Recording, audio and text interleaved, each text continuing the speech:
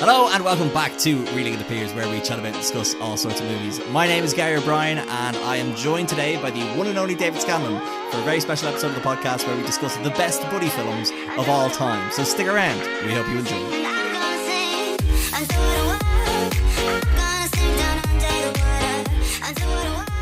I don't know how to say this, we're back baby! Back again. Yeah. Can't get rid of us. No. Can't keep a good podcast down. Call me Justin Timberlake and you one of the other four, because we're the Backstreet Boys. We're back. And there's a street here. Can you tell it's been a while since we've done one of these? Oh yeah, big time.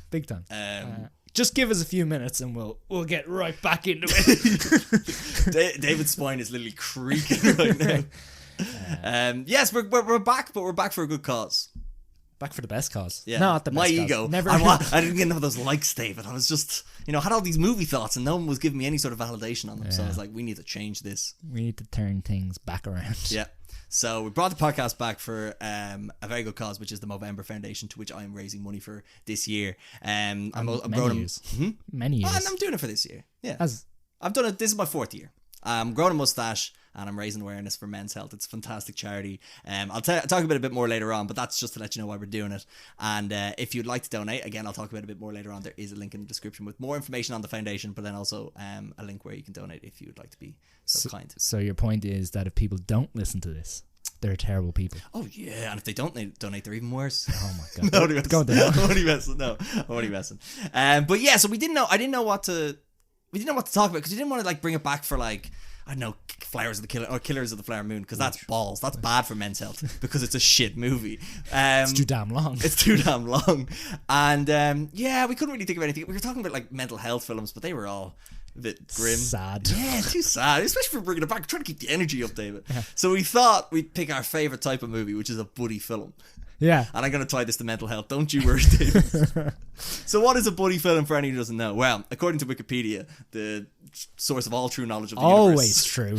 Never anything false on that website. A buddy film portrays the pairing of two people, often of the same sex, frequently men. A friendship between the two is the key relationship relationship in a buddy film. The two people often come from different backgrounds or have different personalities, and they tend to misunderstand one another at the beginning, and then through the events of a buddy film they gain a stronger friendship and mutual respect. And buddy films often deal with the crises of masculinity, much like how a lot of mental health issues come from the crises of masculinity, by men not opening up, men not talking. But we're going to talk about buddy films instead. I'm going to be honest with you, Gary, that kind of sounds like our relationship. Yeah, we don't talk about anything. You once said, Gary, I feel sad about this, and I just said, remember that cool movie? I just meant the first bit about the buddies. Oh, yeah. Nothing to do with mental health, because I'm a man and I don't talk about mental health. Yeah, that's why talk. No, I really shouldn't take the piss out if I'm raising money for it. Never mind. But no, I saw something about so the American masculinities is defined in the historical encyclopedia of basically it offers male-going audiences an opportunity to indulge in a form of male bonding and behavior usually discouraged by social constraints. So these movies are actually better for men's health. And that gives me an excuse to make it the Movember special, David. Exactly, yeah. So yeah, I suppose if there is movies on this that you enjoy or you have enjoyed, you can obviously bond with us as you listen, but also you might get introduced to a movie that you may not have heard of or may not know of. So it gives you a chance to watch that movie, enjoy it, and improve your mental health. Yeah, we're saving the world. The world? The world, David. Okay, wow. I've seen the stats. 5 billion people listen to this. 5? Yeah, not everyone has the internet, David. Don't be so fucking presumptuous. Jeez. You're glad you came back for this, right? Man, I didn't know I was going to give getting Bezos money. But yeah, so what I was going to say. So time codes. I think I'll try to put those in if people want to jump around if they don't want spoilers for different movies. But also, on the Spotify and on the YouTube, let us know what your favourite buddy movie is as well if we don't mention it, because statistically we probably won't, because we don't want to be at this for too long. Yeah, you know what this is going to be... We had a nice long break. Don't want to be overdoing ourselves first time back. Yeah. And then again, like I said, a bit later on, I'll talk a bit about the Movember Foundation as well. So, David, off the top of your head, what's the best buddy film? What's the good one? Give me to me. Let's go. Well, this is an important question, Gary. Is it objectively the best buddy movie? When have we ever done anything objectively on this podcast? Okay. So the best buddy movie. Here we go. The best buddy movie. The first one that comes out is The Other Guys. Yes! This is the best episode ever. It is. Let's go. So The Other Guys, okay. So the best way to describe this is you have Mark Wahlberg, you have Will Ferrell, Michael Keaton himself. Okay. And I don't think they've ever been in better movies. Like, has Will Ferrell... since The Other Guys. Okay, I'll look this up. I don't think Mark Wahlberg I do like... or Will Ferrell have been in better movies. The Other Guys. I'll look this up while you talk. Yeah. Wait, are you saying if Michael Keaton hasn't been in better movies? Maybe Michael Keaton's a bit of a stretch. But he's more of a cameo. He's been in The Flash, David. Is Birdman after? Yeah, it is, yeah. Anyway. This is 2010. So... for those who haven't seen The Other Guys, this is a film about two New York co-ops, and they're the other guys. They're the guys who don't get all the praise, the plaudits. Unfortunately, they're kind of the desk jockeys, and they kind of just do the beat, and they're not really, hailed as heroes. Unfortunately, that job has been filled by the likes of Samuel L. Jackson and Dwayne "The Rock" Johnson, whose names are... Dwayne "The Rock" Johnson and Samuel L. Jackson. Yay! What's their names again? Danson and Highsmith. Danson and Highsmith, yeah. But will we go spoilers? I don't think you have to go full spoilers, but no, a certain event occurs. Where these guys are thrust into that role. Yeah, Will Ferrell and Mark Wahlberg's characters have to step up to the plate and save New York. In a strange way. Yeah. It's from some very shady organization, multiple shady organizations. The plot is very convoluted. I was thinking back on this earlier. I was just like, I don't think the story is good. But no, I don't know. I think it is. I think it's a bit of a stretch in some parts. But I think it's a cool mystery. I think it's cool. I agree with that. But I will say, it's some of the best, weirdest, wackiest moments that two lads when they were 15 loved a lot. Exactly, yeah. But just go back to the cast. Will Ferrell, Mark Wahlberg, Eva Mendes, Michael Keaton, Steve Coogan, Ray Stevenson, Samuel L. Jackson, Dwayne Johnson, Rob Riggle, Damon Wayans Jr., Derek Jeter, and it's directed by Adam McKay, who people would know from The Big Short and Vice and Anchorman and stuff like that. It is a winning combination of a movie that's shamefully only 3.2 on Letterboxd. Incredible. Yeah, I mean, there's some good action scenes, like that first chase scene with Dancing with the bank robbers. Yeah, unbelievable. Incredible. That's where most of the budget went. Yeah, they just completely ruined some blocks in New York. Yeah, because these guys are like heightened cops, and they're like smashing into buses and they just basically bust people for like possession of like weed or something like that. Like all worth keeping up the everything. We're just gonna ruin some people's lives while we bust these drug dealers or whatever. You asked about if this was Will Smith's last good movie. Also, Will Smith? Not Will Smith. Will Ferrell. Will Ferrell. Yeah. Sorry. Although. Will Smith doesn't win good stuff. Yeah. You'd have to contest with people who like Barbie and people who like the Lego Movie. Yeah. Okay. But in a starring role, I think it's Will Ferrell's best starring role in a comedy. Yeah, I did like Eurovision, and Spirited's actually not that bad. Yeah, but like when you consider that the other ones he has here is The House, Zoolander, Daddy's Home. Yeah, like the Campaign. The fact, and another thing I think we want to do with this podcast is to highlight films that deserve sequels. Oh my god. And when you consider Daddy's Home got a sequel with Mel Gibson. And this hasn't. It's incredible. So actually, I did that wrong because I had the wrong filter on my letterbox when I did this because I just did watched movie. So he's also been in Strays and Downhill and something called Zeroville I've never heard of. Holmes and Watson, Daddy's Home 2, Get Hard, The Internship. Terrible. Yeah, just bad movies. Mark Wahlberg on the other hand. Uncharted.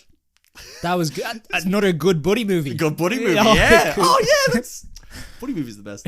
And then Mark Wahlberg, you would have to say, I don't know, we're probably going to talk about one of them later on, but yeah, he's been in a lot of poo movies. Yeah, a lot of them being Daddy's Home and Transformers. Yeah. And I think the biggest issue with this movie is that I don't think you're going to get Adam McKay back. And I don't think you're going to get Michael Keaton back. So apparently, now this is according to a TikTok, and I've done absolutely no research on it, but apparently Adam McKay and Will Ferrell are on the outs because there's a series called Winning Time. Yeah. And that got cancelled, didn't it? It did. Yeah. And apparently Will Ferrell wanted to play the guy that John C. Reilly ended up playing, but then Adam McKay cast John C. Reilly behind Will Ferrell's back. Oh, wow. Now again, I could Google this, but isn't it fun to spread gossip? But are they not in the same production house? Yeah, Gary Sanchez. Yeah. Yeah. Because they did Succession together, didn't they? Yeah. Okay. Interesting. Yeah, because Joe, I just thought spreading gossip is good for mental health, so you should just check that. And they did split. Okay, yeah. It's to do with that. Yeah, it's to do with Showtime. Yeah. Okay. There you go. Yeah. But also, yeah, so definitely, I think one of Will Ferrell's last good performances, in my opinion. Yeah. Same with Mark Wahlberg Yeah. in terms of a comedy. Michael Keaton. Incredible.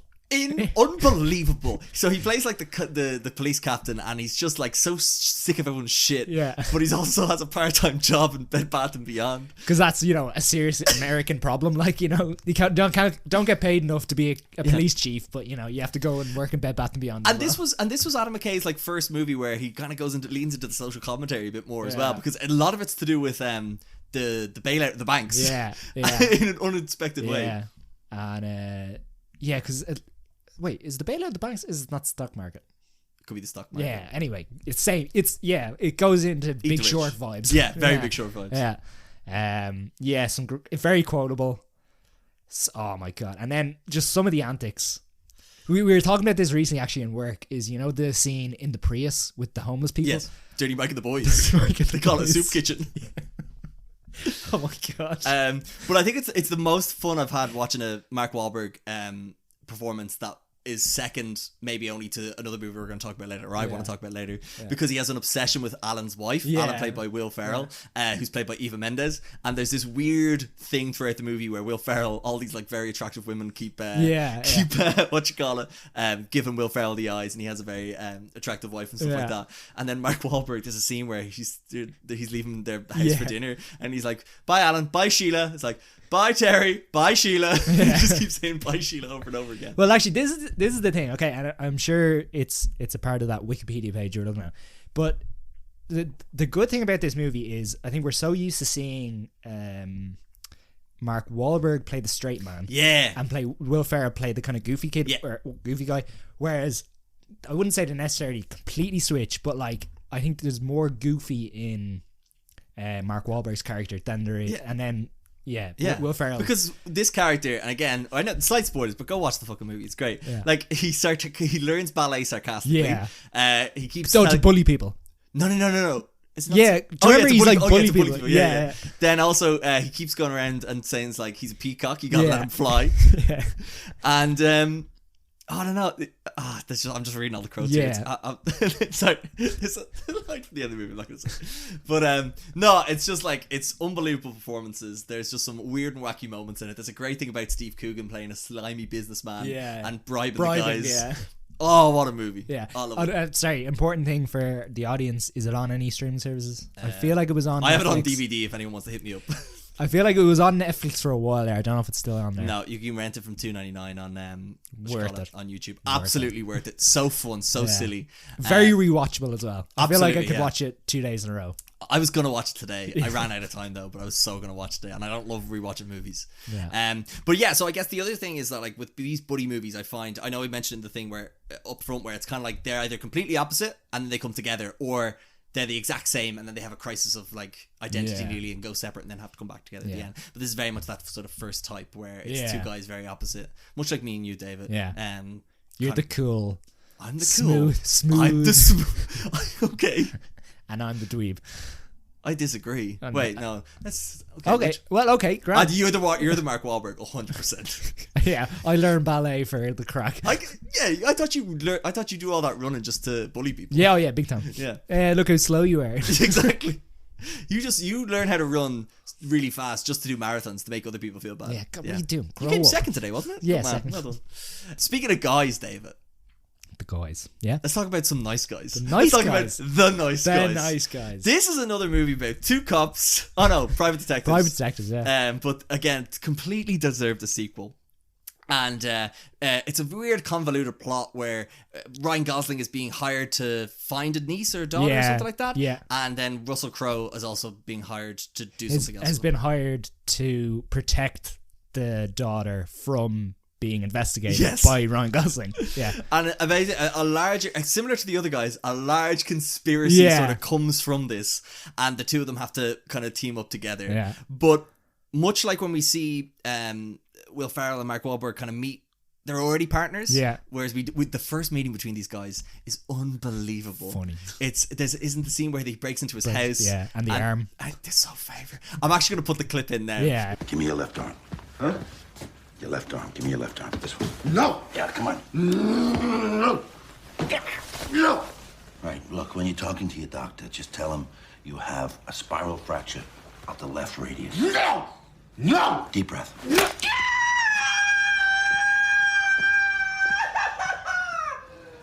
You mind if I have an apple?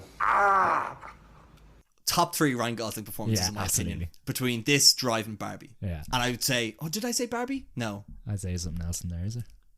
I think it's something else. But I actually think for anyone who likes Ryan Gosling and Barbie, this is better in my opinion. This is so much better. Yeah. He has so many great one-liners. His physical comedy, his just... I think even in an emotional sense, he has a more of an arc in this. By the end, like he's a redeemed character, which is really nice. Where Ken is just Ken. Ken is, yeah. Sorry, La La Land was the other one I meant. Land, Yeah, La La Land, Nice Guys Drive. The nice thing about this actually is it's funny. We've taken the podcast from New York all the way over to LA. David, we're globe trotting.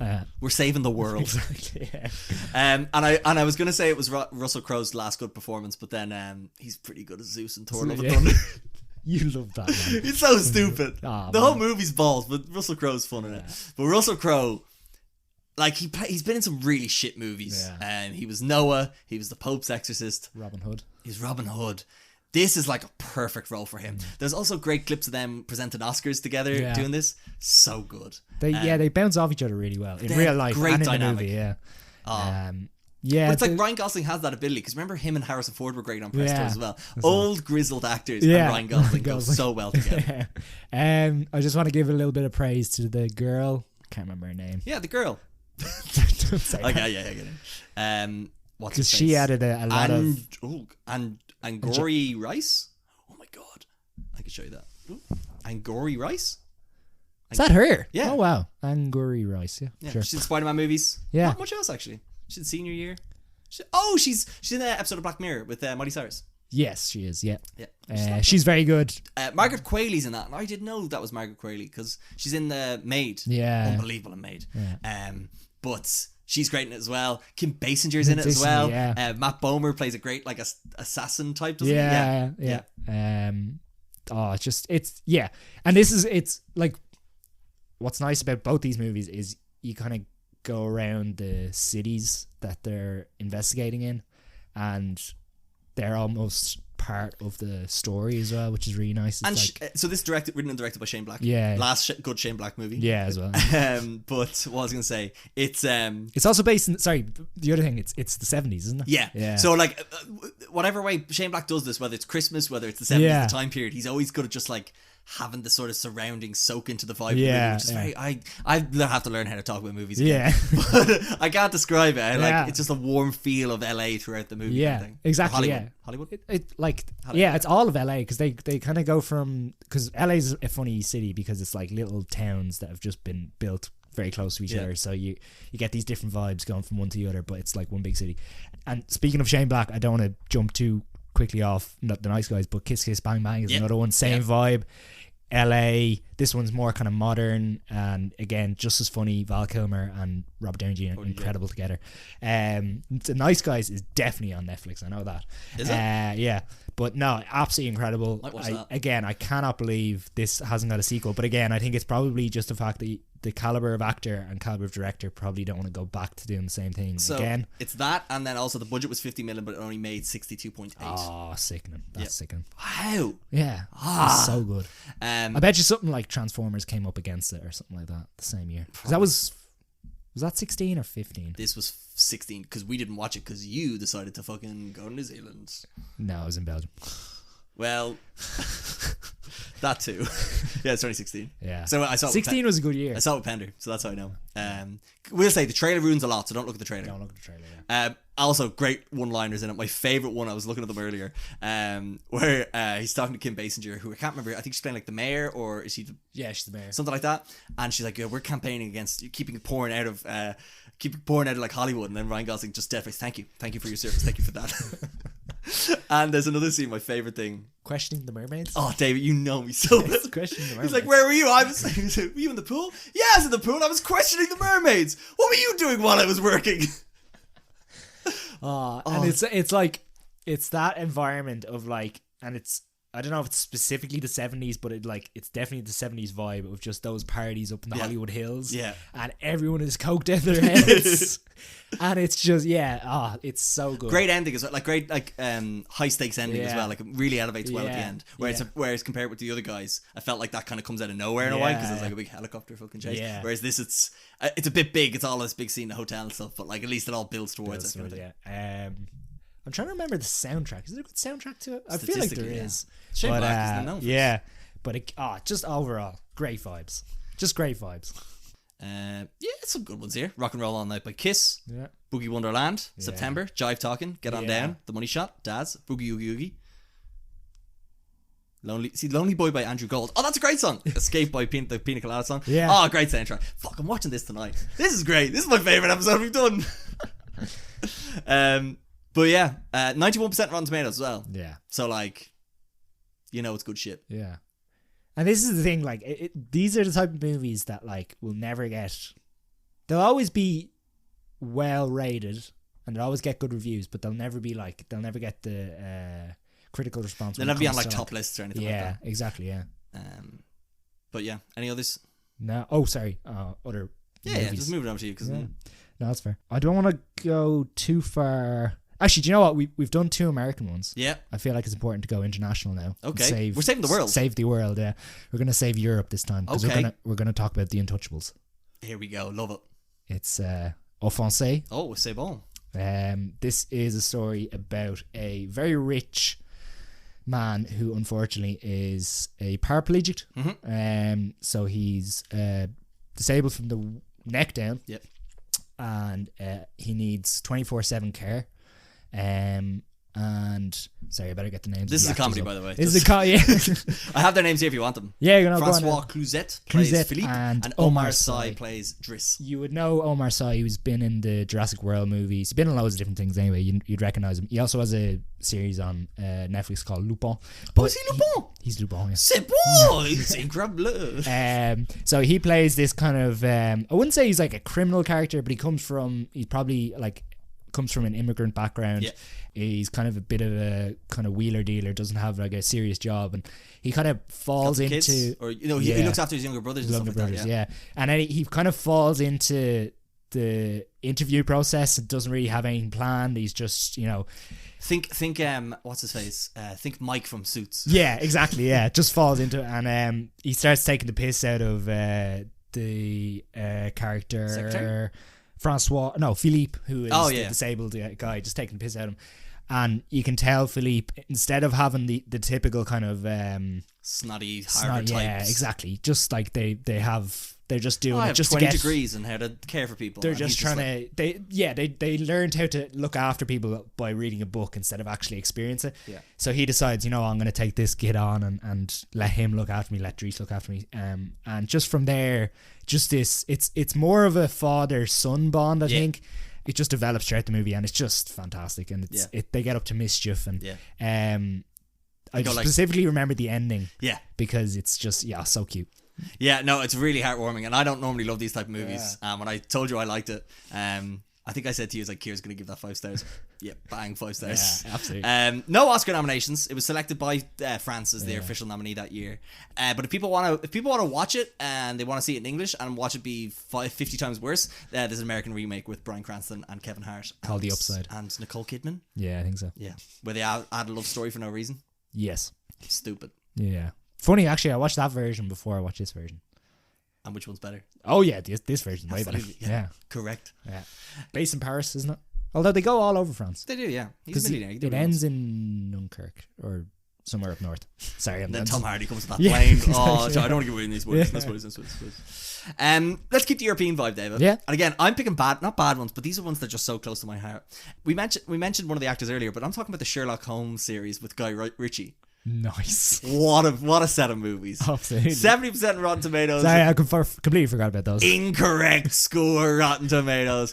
So why I love these is great cast. Rachel McAdams, Robert Downey Jr., Jude Law, Mark Strong. Other old British people statistically are in it. But what was great about it is you've got Guy Ritchie doing a period piece, so you kind of got that bombastic action, but then also the great character sort of interchanges. You've got Jude Law being an ultimate foil to Robert Downey Jr.'s sort of drugged up, chaotic Sherlock Holmes. And I think what was great about this was it was like different to the MCU because he was kind of doing Iron Man, but British Iron Man. But it was enough removed that you kind of still had a good feeling about, this is the Iron Man guy. Yeah. So it was like sustained enjoyment of Iron Man outside of the MCU. But then he went and did Doolittle and Knocked Balls. Yeah. But what's great about it is, like I said, the action. There's some really cool stylistic choices around the fight scenes where he maps it out in his head, and then like a classic Guy Ritchie ending about tying it all together. And I bet you didn't notice this. Oh, so much fun. What's also great about it, and it did it a lot better than some of the other the TV shows, the BBC one, is that like the villain is very ominous and we have no idea how he's doing what he's doing. Because it's all about this guy played by Mark Strong, whose name I can't remember, and he's basically... Is he a count or a duke? Look it up. He's some sort of politician. Yeah. Lord. He's a lord. He's a lord. And basically he was hung but comes back to life. He breaks out of his grave and it's up to Sherlock to solve the case. But just a lot of fun. Incredibly atmospheric. Great score. Hans Zimmer. It just does that grimy like 19th century London very well. And like I think if you were to show me a scene from this movie versus say like I don't know other movies based in the same period, I think like this is just like done so well because it's like there's a dirt to the screen and stuff. It's just brilliant. And he's not a nice guy. No, he's terrible. And like it's something like you have. I think this came out before Benedict Cumberbatch one. It was definitely around the same time. Yeah. I think this guy's better. I think he's just like. See, Benedict Cumberbatch one is more of a cunt. Sorry, I probably shouldn't say that. No, he's a bit of a cunt. Benedict Cumberbatch, am I right? Men's Mental Health Podcast. Give me money, please. Whereas Robert Downey Jr.'s, I think he's more likable. He's a prick, but he's likable. He's like more of a kookier version. Yeah. But he loves his drugs. Yeah, he loves it. He loves a puff. Yeah. Also, some great Irish songs in this. Irish. The Rocky Road to Dublin. Yeah. Oh, love it. Great. Yeah. What perfect soundtrack. Oh, so good. And they made a sequel. Unlike the other ones we talked about, this got a sequel, and I don't think it was as good, but I think it definitely was. It kept the same vein of performances and like the atmosphere kind of stuff. It didn't try to go too big. And it brought in some big names. Brought in Stephen Fry. Brought in the guy who plays all the villains all the time from Chernobyl. Is it? Yeah. Oh fuck me, he's so good. He's such a good actor. Never remember his name. Yeah, the problem with that one was I think they almost should have gone bigger. Ooh. I think like the way the whole thing, and this kind of relates to Jared Harris, yeah, great actor. This kind of relates to The King's Man. So the way The King's Man, the way I don't want to give away too much, but the way that goes towards a certain event. Yep. I feel like this should have been more about that. Ooh. Because the way it hints at it, but it doesn't go all the whole way. Yeah. Whereas I feel like this kind of, by the end, you're like, I suppose he kind of stopped something, but did you? But can you have Sherlock influencing the major geopolitical events of World War One? If Tarantino could do it. That's fair. That's true. Why not Guy Ritchie? Yeah, exactly. But a lot of fun. So much fun. Yeah. Again, if you love buddy movies. Yeah. And it what's nice about this one is it's less dark than the Sherlock TV series. Yeah. It's more Hollywood. But that's not a bad thing. No.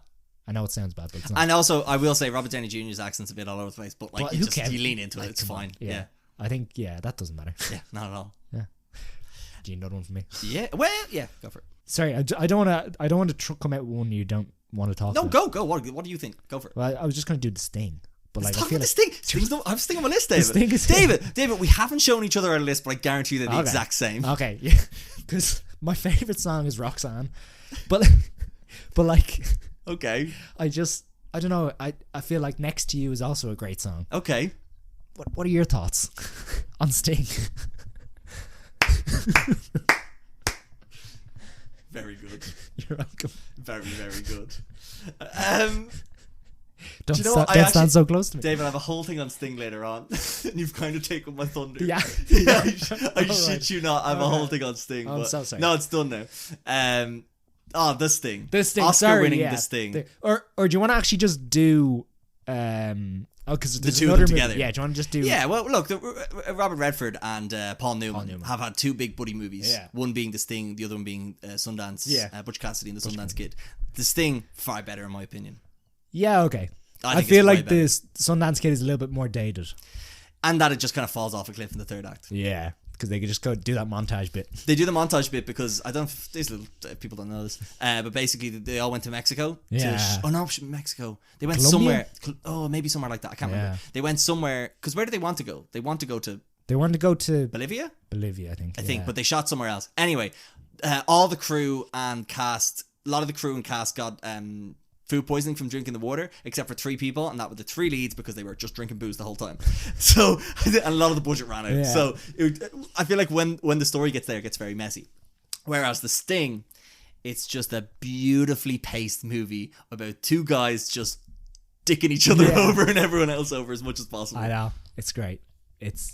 Okay, so Butch Cassidy and the Sundance Kid has that like very famous ending.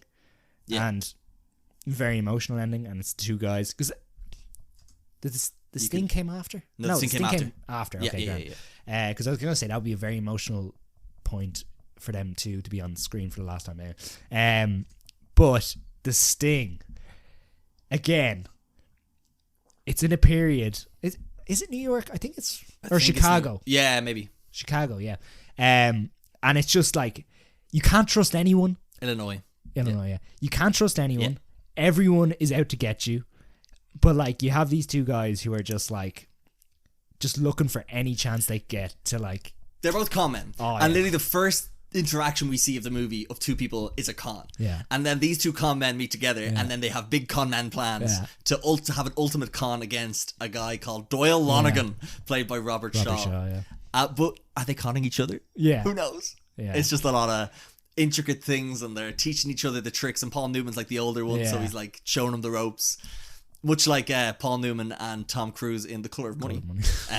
But this is just a great little fun time, and Oscar-winning performances. No, Oscar-winning movie, but it also won Best Picture, Best Director, Best Editing, Best Screenplay, and Redford himself was nominated for Best Actor as well. Yeah, great set design as well, because there's also a bit where like they're hiring con men as well. Yes, like extras. Yeah, almost putting costumes on them. Everyone wants to be a con man. It's fantastic, and it's like it's almost on that level of like John Wick Underworld levels of like everyone's a con man, and everyone just wants to be part of this, and it's incredible, and it's that nice thing of like I don't think anyone gets hurt except for the bad guy. Like it's not it's not the type of thing where it's like so silly or so fairy tale that like you can't get on board with it, but it's also no one's really getting hurt. It's not the end of the world. Like, no, just rich people are just rich people are having less money. Yeah, so exactly.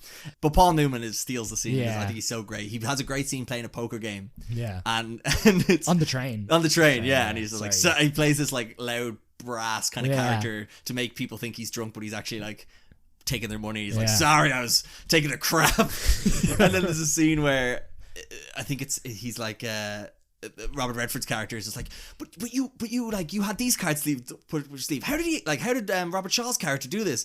And like he's cheating, and he goes, and then Paul Newman's character's like, what do you want me to do? Tell him he's better at cheating than I am. Everyone's cheating. Everyone's a con man. Oh, it's so good. Yeah. But speaking about best in class.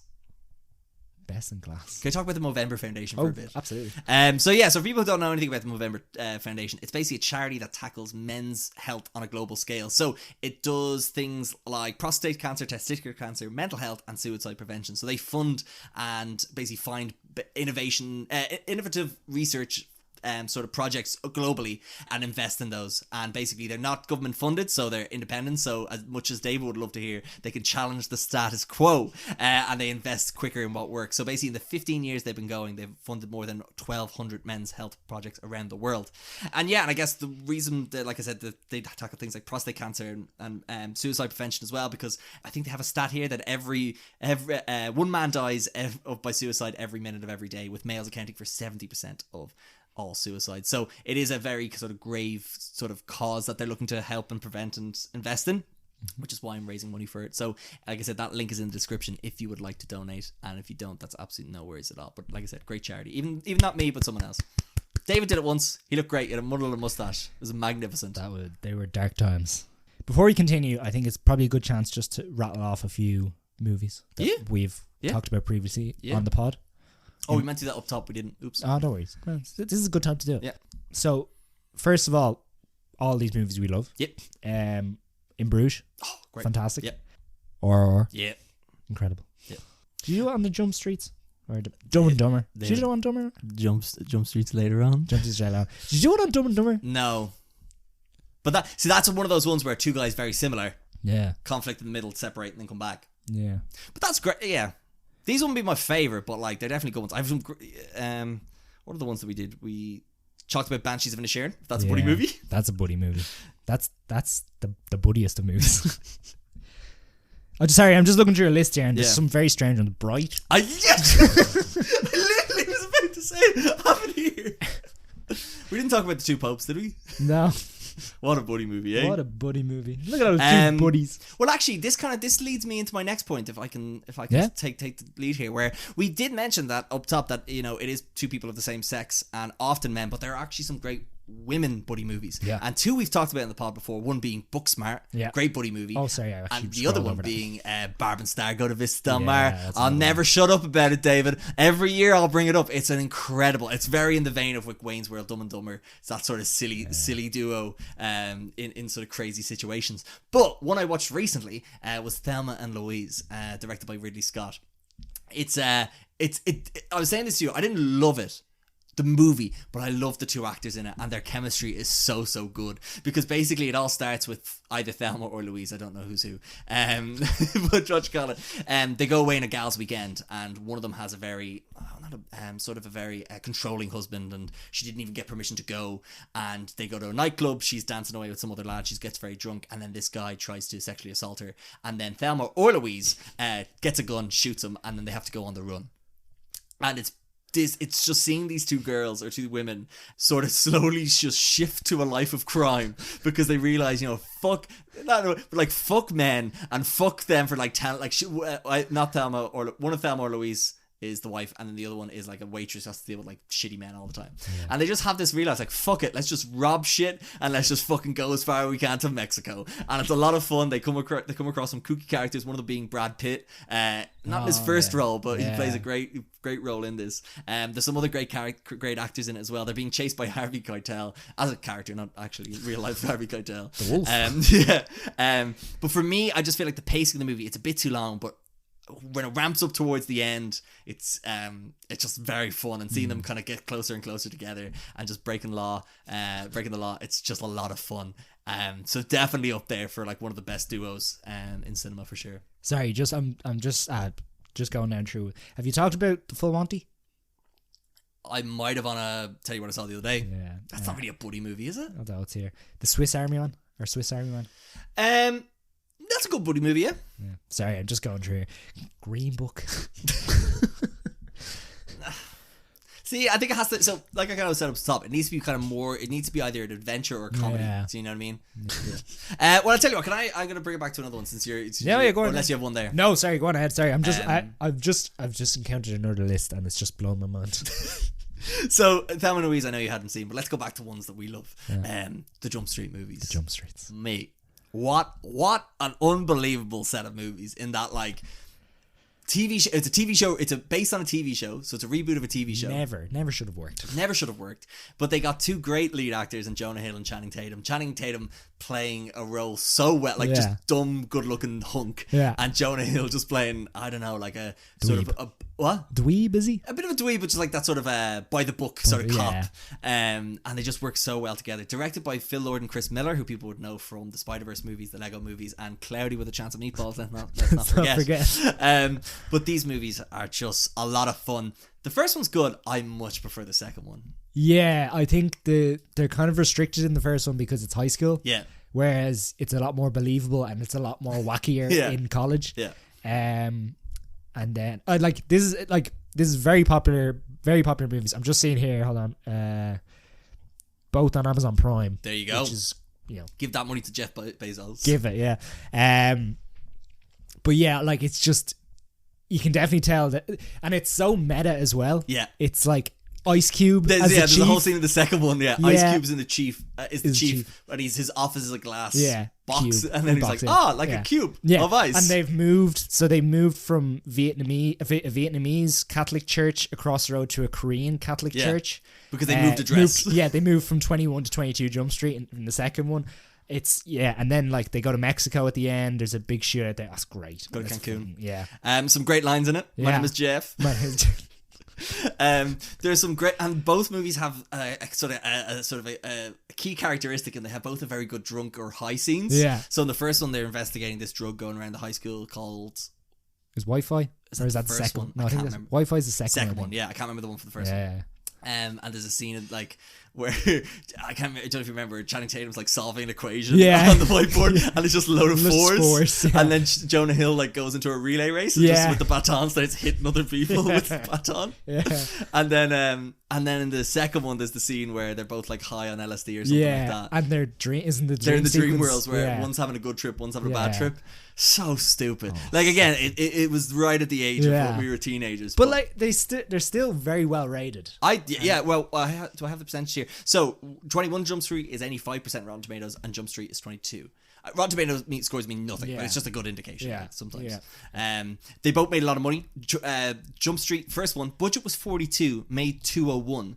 The second one, budget only increased 8 million to 50, but made 330. That's incredible.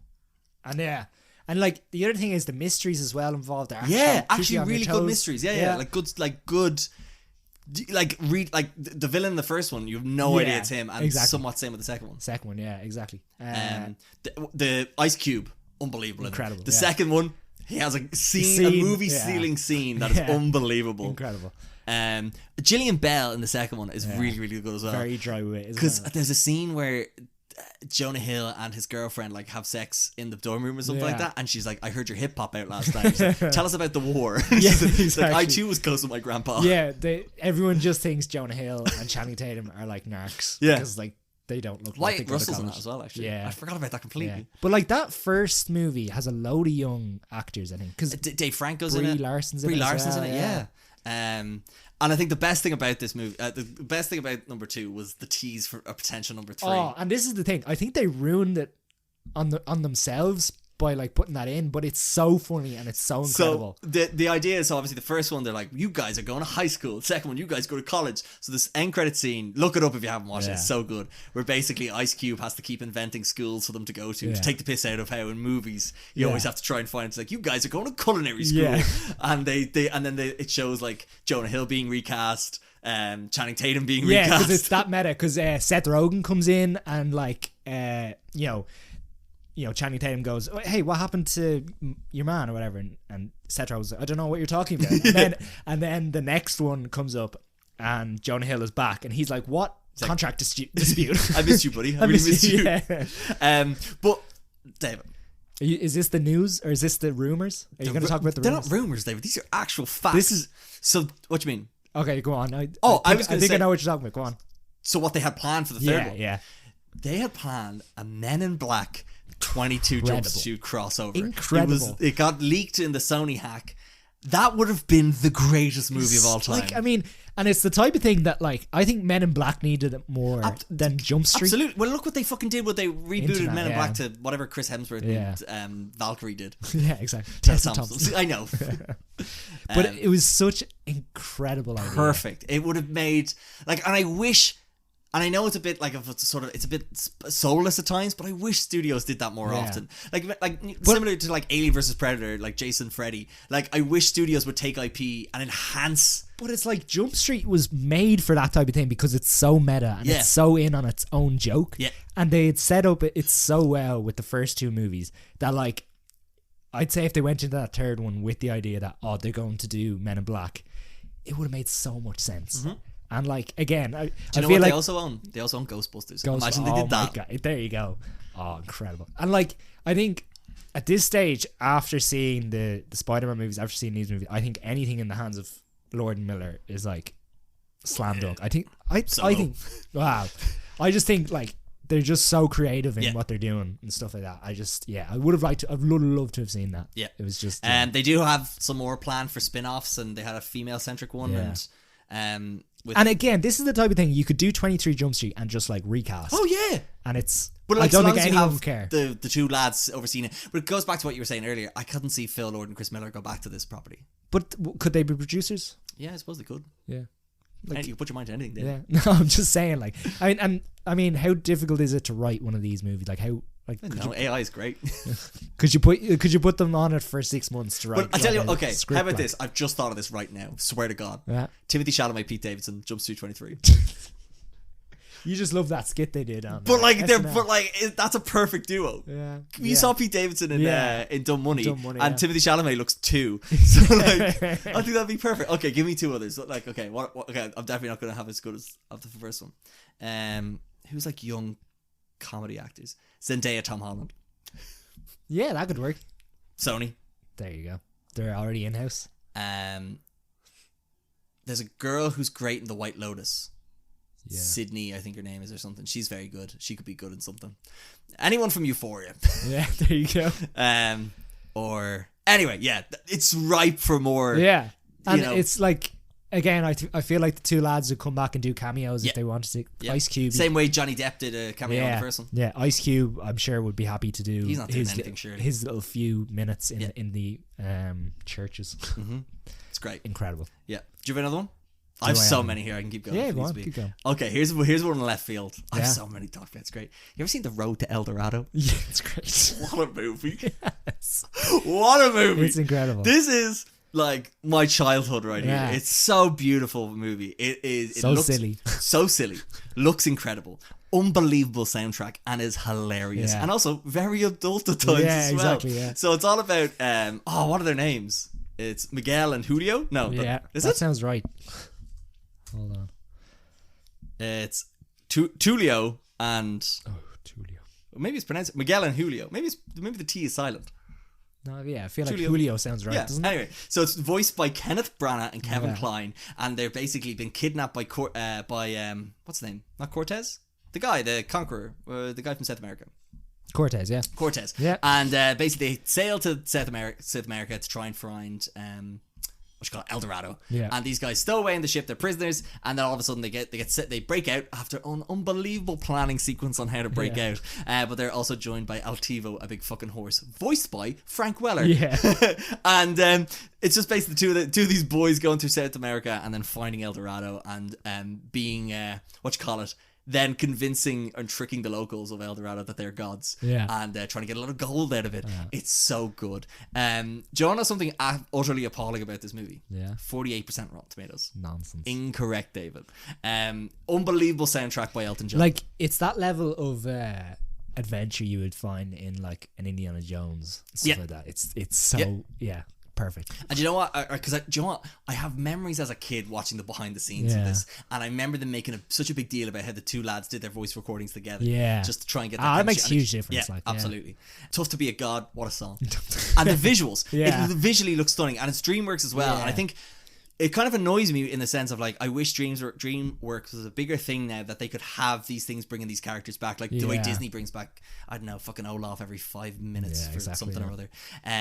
But Yeah, great- there doesn't seem to be the same kind of callback ability from DreamWorks character. I know Shrek maybe, but like and Kung Fu Panda. Kung Fu Panda. I feel like, are they really? No, they're making a fourth though. Oh, there you go. Yeah. Now the reason why it didn't get a sequel or such big acclaim, I don't know how it landed with me so much, is a budget of 92 million. Wow. I reckon that was all to do with the animators and the voice cast. Yeah. But it only made 76 million. But great voice cast, like I said, Frank Weller, Jim Cummings, Edward James Olmos, Rosie Yeah. Perez, and a guy called Armand Asante, if I'm pronouncing that name right. There's a great little sports game in it as well. Yeah. Unbelievable. Very fun time. Very fun time. So, David, to go back to my sting point. Sting. Okay. No song from this was nominated for Best Original Song. Oh, no. Balls. Yeah. And I would argue that every song in this by Elton John is better than whatever he won the Oscar for Rocket Man. Yeah. Hands down. Yeah. I haven't looked at the soundtrack, but I can feel it in my bones, David. I know it's right. Yeah. And I had to clarify Rocket Man because the last time I did that, I forgot he won an Oscar for The Lion King. Oh yeah, of course. But you know what was nominated? What won that year? Things Have Changed from Wonder Boys. You know the movie Wonder Boys? Exactly. Written and directed by, music and lyrics by Bob Dylan. Then there's a movie, a song called A Fool in Love, music and lyrics by Randy Newman in Meet the Parents. Remember that song? No. Randy Newman. Randy Newman, yeah. He did the Toy Bugs Story, Life didn't and Pixar movies. Yeah.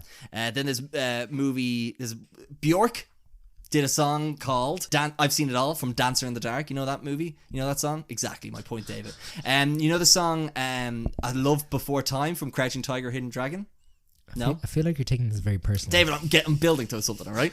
And then, do you remember the song My Funny Friend and Me by Sting? No. From The Emperor's New Groove? Oh, fuck yeah, I do know. Do you? Yeah. I didn't fucking remember that. How does the opening song from Emperor's New Groove not get nominated? Oh, sorry, that's not it, is it? No. Oh, this right. is the end credits song. Oh, no, sorry. And do you know why? Fucking Sting. I was going to do a whole police thing here later. But anyway, so they nominated the one that Sting did, which was clearly inferior to the opening song. I don't know if that's musically, creative and innovative and good, but it's better. And it's in the movie. Yeah. Sorry, as soon as you said the song from Emperor's New Groove, I was like, oh, the first one, yeah. No. So anyway, I'm angry, Tony. I'm angry, Tony. Okay. So angry, Tony. Okay. So I'm going to calm it down. Do you know, I'm just noticing now, you're wearing your Lance strap. I was going to wear my Lance strap, I didn't. You're so in sync today besides that. Tut. Anything else? I have more if I need. Go on, keep going. Ted.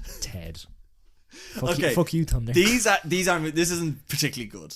This is a good buddy movie, but I wouldn't say in terms of the others, I don't think this is as good. I don't know. For definitely, you're not putting this up against some of the other ones, but in terms of solid comedies with buddy boys, yeah, this is good. Yeah, a lot of fun. What launched Seth MacFarlane's career effectively in Hollywood, because after this he got a load of gigs he got that Million Ways to Die in the West. He hosts the Oscars. Yeah. But also Mark Wahlberg is phenomenal in this. Yeah. He brings that sort of crazy energy he had in the other guys. Yeah. He has a great thing where he has to try and guess. He has to try and guess the trashy name of Ted's girlfriend. Yeah. You know me. I was going to try and learn the list. Okay. I got so far. Yeah. I ran out of time. Okay. But just know I could have done it if I had more time. Okay. Flash Gordon's referenced a lot. Yeah. A lot of fun. Yeah. There's a scene where Ted keeps getting promoted. Yeah. In his shop. Yeah. But also the animation's very good. Yeah, that bear, he looks especially the fact that he has to interact with humans the whole time. Very, very good. Mm-hmm. Mila Kunis very funny in it as well. Very funny, yeah. Second one not as good. No, I don't. I think he lost the plot a bit. Yeah. I didn't enjoy it as much. Yeah. And who's the bloke that plays the bad guy in the second one? There's the guy Giuseppe or whatever his name is. Yeah. But he's in the first one as well. Oh, is he? I can't remember. Do you remember there's a whole scene where they go to Comic-Con and they just basically show off all the Universal Hasbro? Yeah. Because Transformers is in it, isn't it? But that's Paramount. Now that I'm thinking of that. I don't know. Joel McHale's in it as well. Giovanni Ribisi is the guy's name I was thinking. Giovanni Ribisi, yeah. He kind of just annoys me. Yeah, that's fair. But yeah, some silly times. Yeah. I specifically remember the start of the movie. So there's an introduction scene for Ted, and it's narrated by Patrick Stewart. Yes. Incredible. He mentions, what is it, a tomahawk I'll look it up. Tomahawk plane or something like that, or Tomahawk helicopter or something like that. It's very funny, very silly. Yeah, I have it here. So he goes, so this is after Ted is wished to life, and he goes now, if there's one thing you can be sure of, I'm butchering Patrick Stewart. Do you want me to do my best Patrick Stewart Go impression? for it, absolutely. Make it Lurgan. wait. Lurgan.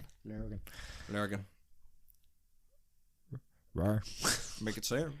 Anyway, now if there's one thing you could be sure of, it's that nothing is more powerful than a young boy's wish. Except an Apache helicopter. An Apache helicopter has machine guns and missiles. It is an unbelievably impressive complement of weaponry. An absolute death machine. Well, as it turned out, John picked the perfect night to make a wish. So good. So silly. So fun. Silly. Oh. And yeah. Unfortunately, it didn't lead to anything as good as it. But yes. Definitely just for that film alone. Incredible stuff. I have a big list here I can rattle through if there's anything you want to pick up on. I was just going to mention some smaller films. Go for it. This isn't as silly as some of the other ones. The Peanut Butter Falcon. Very sweet. Yeah, very sweet. I was going to also mention The Disaster Artist. Is that a buddy? They're not really buddies though. He's just an unhinged lunatic. Fair enough. And the other one is Seth Rogen. No, but is him and Dave Franco not? I don't know. Anyway, the Blues Brothers is here. Up. Blind Spotting. That's a buddy movie. Mm-hmm. Hot Fuzz. Don't know if you're going to mention that. I'm not a big I know- fan of I that know coming you out don't trilogy, like- if I'm perfectly honest. Yeah, I know you don't like it, but they are good. They are good. No, they are good. I just they don't tickle my fancy, David. Easy Rider. Don't know if you've seen it. Not seen it. It's heavy. It's only an hour and a half though. 7 Psychopaths. It's not really a buddy movie, No, but it's the same vibe. The Hangovers. they're just not the type of buddy movie I like. Yeah, I know. See, the problem is there's too many buddies. Yeah, you know what I mean. Go for it. Sorry. The Man from U.N.C.L.E. Yeah. That's a great buddy movie. Incredible. What you call it? The Guard. The Guard. Great buddy movie. Absolutely. Unbelievable good buddy movie. Monsters Inc. Yeah. I love that movie as well. I forgot to say Toy Story as well. David, it's Sorry. literally next. Yeah. How do you do that? Rain Man, Yeah. Big Lebowski, Yes. Midnight Cowboy. Yeah. I saw that. I wasn't going to mention No, it. it's poo. Twins, Yes. Die Hard 3, Twins is right. Yeah. Die Hard 3. Yeah. That's Sonic on the the list, Hedgehog, so. Yes. Who Framed Roger Rabbit, Who Framed Roger? Yes. That's a good one. Turner and Hooch. Turner and Hooch. Yeah. Have Any you seen Turner and Hooch? No, Yeah. don't know. Any The Rock and Kevin Hart movie. Not for me. No, exactly. The Emperor's New Groove. Emperor's New Groove. Love that movie. That's me and Dave both doing a French kiss. We didn't kiss each other. I don't know if you're going to mention Baywatch. You know the new Baywatch? No. No, it's just when you mentioned The Rock there. I was like, what other movies is he in? Sideways. Sideways. No fucking Merlot. Shrek. Yeah. What else you got here? Bad Boys, Bill and Ted, Catch Me If You Can. Yeah. Catch Me If You Can. Really? They're buddies. Step Brothers. Step Brothers, yeah. Onward. Shutter Island. Shutter Island. The Unbearable Weight of Massive Talent. Yeah, I They're suppose. buddies. Yeah. And then Pulp Fiction. we haven't mentioned I Love You Man. Okay. I'm just I can't describe it. There's just something about that sort of Seth Rogen-y. Seth Rogen's not even in I it. know. I'm building just. You know what I mean? Like the Paul Rudd. I can't describe it. There's just something about that. It just doesn't click with me. Yeah. What are your thoughts on? And sorry, this isn't a specific movie, but Richard Pryor and Gene Wilder. Love those movies. Yeah. See No Evil, Hear No Evil. See No Evil, Hear No. What's the other one? Silver Street. No, Silver. What the fuck? Brains. Hold on, I'll get it for you. Stir Crazy. Stir Crazy as well. Superman 3. That too. Sorry, I just looked up Richard Pryor. Was he not in something that? Silver Street. Yes, that's the one I know. Silver Street, yeah. That's very good as well. Blazing Saddles is kind of a buddy movie as well. Yeah. The Producers. Sorry, I'm going. We're going on Go right. on. But yeah, Do we want to end on a specific one, or do we want to? Sorry, actually, I think we should probably mention: is there anyone this year specifically that has been a good buddy movie? actually, you haven't seen Planes, Trains, and Automobiles, have you? I've seen enough of it to get it. That's top Yeah, tier for top me tier, yeah. because it has two great opposites. Yeah, Forced together on this journey that they Yeah. just don't want to be on with each other, and then also has the heart. Oh, Gary, we almost forgot Dirty Rotten Scoundrels. David, You almost Me. just when you said Steve Martin, I was like, oh, fucking hell. I've mentioned it before in the podcast. Yeah. It's so good. It's so good. So good. And again, it's that same thing of the Sting. Everyone's a con man. Everything's a con. Yeah, everything's a con, and there's always something to be learned. Yeah. So good. Right, you're asking me 2023 movies. Yeah. What? I was just trying to think. I don't know off the top of my head. Okay, if there's I'm any. just filtering by 2023. Yeah. Okay, here we go. Flora and Son. Really? Knock at the Cabin. Those are buddies. Everyone's a buddy in that. Cocaine Bear, the Bear and Cocaine. John Wick 4 and the Stairs. Dungeons and Dragons somewhat maybe. Yeah. Yeah. I could get on board with that. What you call it? Tetris? Yeah. Evil Dead Rise? You just want to anytime you want to Super Mario Bros. Yeah, there you go. Although they're not They're actually buddies not in together, in yeah, that fuck. at all. Guardians, Fast X. I tell you what. Nimona. Nimona. That's a there great you go. buddy movie. Great buddy movie. Yeah, and perfect. it's available on Netflix. Yeah. The Outlaws is balls. Don't watch that. No, don't waste your time. Oppenheimer. The Bomb in Oppenheimer. Yeah. Oh, do you know what? I know you're not going to watch it, but Apocalypse Clown. That's a good buddy movie. I'll get to it. That's a good buddy movie. It's on my list. And that's about it. Yeah. No hard feelings. Are they buddies at the end? See, I don't know. Who's to say? But yeah, Indiana Jones. It's it's between Harrison Ford and Although all that cash he's getting. Last Crusade is a buddy movie. I know it's him and his dad. That's a buddy movie. That's a buddy movie. Absolutely. Yeah. Sorry, I don't know if you want to mention anything. No, we're kind of losing steam here. Yeah. We're kind of going. It's been loose. It's been loose. It's been a loose podcast. Yeah, but all for a good cause, Dave. Yeah. So I think it's definitely been worth it bringing it back for one episode. Absolutely. Or will there be another? Who's to say? You don't want to mention anything from October.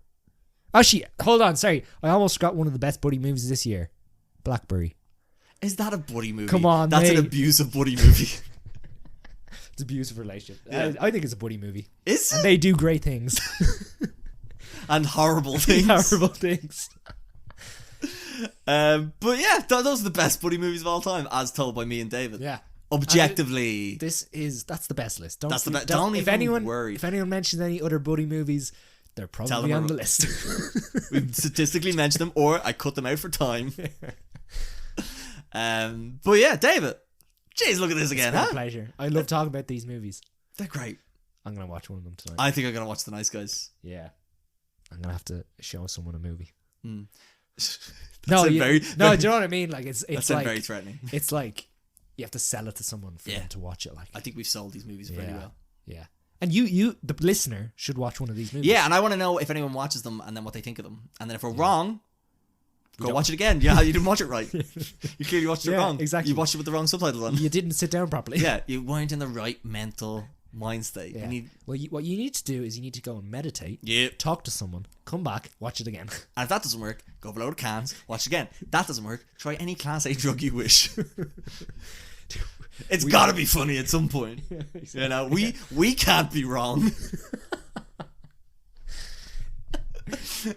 Anyway, this is a good point to end. Yeah, I think so. Right, ladies and gentlemen, thank you so much for listening. I really, really appreciate it. I don't know what's coming next after this, so I'll just see. Keep it loose. But like, look, me and David are still on Letterboxd. Yeah. If you want to hit us up there and keep track on what we're watching, and this will be going up on YouTube. You can subscribe to the YouTube and stick a little notification bell in case we do come back. Who knows? To do special one-off episodes, like I mentioned. Anything else? I don't know what else mentioned. Thanks. Charity. Oh, charity. Yeah, please. That's what David does by coming and doing these podcasts with me. Please help with whatever you can. Yeah, one download is enough to keep Gary's ego appeased. But no, thank you so much, David and Lister. I really, really appreciate it. And again, if you want to just at least check out some of that Movember stuff, it'd be really appreciated. Just to read a bit about it and be a bit more aware. That'd be great. So yes, there's only one way to end this, and it's not only to you and the listener, but I've got to inspire some people since the last one was so emotional, as people said. But I just got to say, you get out there, you live your best days, and you aim for those bushes.